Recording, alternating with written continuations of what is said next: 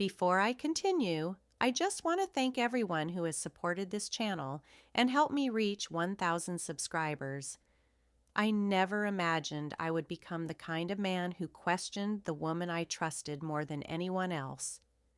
For 9 years, Emily was my peace, my safe place, the one person who could calm the chaos in my mind simply by being close. I didn't just love her, I depended on her. Maybe that's why what happened next felt as though the ground had vanished beneath my feet. It all began on an ordinary Tuesday. There was nothing unusual about the day.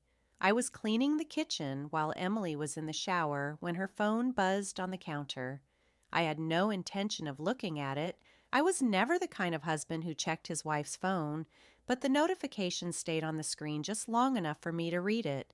"Tonight's the night. Can't wait to finally have you all to myself." My chest tightened so suddenly that it felt like something inside me had been ripped apart. The screen went dark a moment later, but I had already seen everything I needed to see. For the rest of the day, I searched for reasons to explain it away. I convinced myself it might be an inside joke I didn't understand. Maybe I had misunderstood the message. I clung to every possible excuse because I didn't want to accept what seemed so painfully obvious. That evening, Emily told me she was meeting her coworker Laura for dinner. She had mentioned Laura's name a lot lately, far more often than before, and always so casually. When I offered to drive her there, she declined almost instantly and wouldn't meet my eyes. In that moment, something quiet inside me changed. It felt like a part of me that had been asleep for a long time had finally opened its eyes. I didn't argue or ask another question. I simply let her leave. Then, after 10 minutes of pacing around the house in complete silence, I picked up my keys and followed her. Not because I had a plan, but because the truth was pulling me toward it, whether I was ready or not.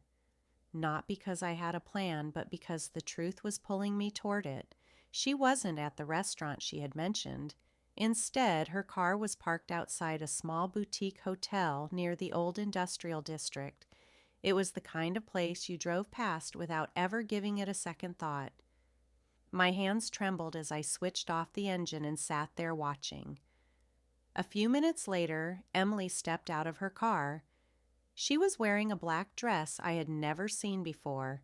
It was fitted, low-cut, and clearly chosen for a reason. She glanced at her reflection in the window, smoothed her hair with her fingers, and smiled. Then he appeared. David, her new boss. I recognized him from company events, email conversations, and the way Emily always spoke about him with just a little too much warmth. I watched the way they looked at each other, and in that instant, something deep inside me quietly shattered. It wasn't loud or dramatic. It simply broke. I could have stayed in my car. I could have waited. I could have driven away. But a calm, steady voice inside my head kept saying, "Go. Don't text. Don't call. Just go." So I did. The hotel lobby smelled faintly of lemon cleaner. The clerk never even looked up as I walked past. I wasn't angry. I wasn't feeling much of anything. It was as if I were watching someone else move through the moment instead of living it myself. I took the elevator to the 3rd floor. The hallway was dimly lit, and the soft carpet muffled every step beneath my shoes. I walked past one door after another until I saw it. Her purse resting on the floor like a silent sign. Room 312. I heard laughter from inside, hers and his, soft, familiar, and intimate. I knocked. The laughter stopped instantly. Silence filled the hallway.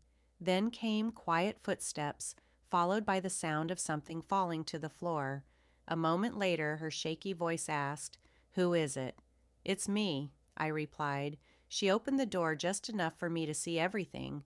Her hair was untidy, her dress was only halfway fastened, and David stood behind her with his shirt open and his face flushed. None of us said a word. The silence stretched so long it felt as though even the walls were listening. She began to stumble over her words. "Ethan, wait, please, let me explain." I simply shook my head. You don't have to.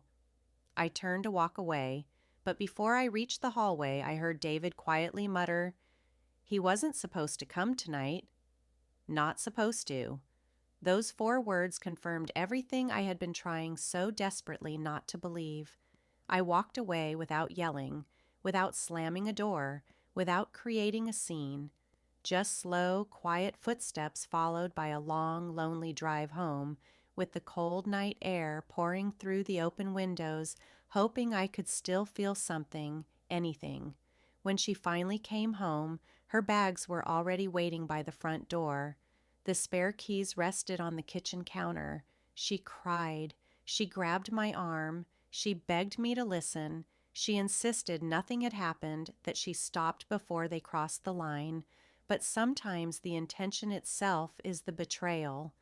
The only thing I said was, "You left tonight. I'm only catching up." After that, she moved in with her sister. A month later, our divorce was finalized without a single argument. She didn't fight over anything. Maybe she felt ashamed. Maybe she was simply exhausted. Or maybe she realized I was no longer the same man who had once looked at her with complete trust. I began rebuilding my life, slowly and quietly. I ran every morning. I learned to cook dinner for one. I discovered how to live with silence that no longer hurt. Little by little, the weight I carried began to lift.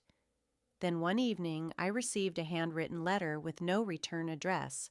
It was from Emily. She wrote, "That night I thought I was choosing something exciting, something different. But the moment I heard your voice outside that door, I realized the only man I had ever truly loved was the one I had destroyed. You didn't just walk away. You took every version of love I'll ever believe in with you." I never replied. I folded the letter, put it away, and allowed time to do what only time can do. Now, whenever I drive past that hotel, I don't feel pain. I don't feel anger. It simply reminds me of the night I didn't lose the person I loved. I found myself again. I used to believe love meant forgiving everything.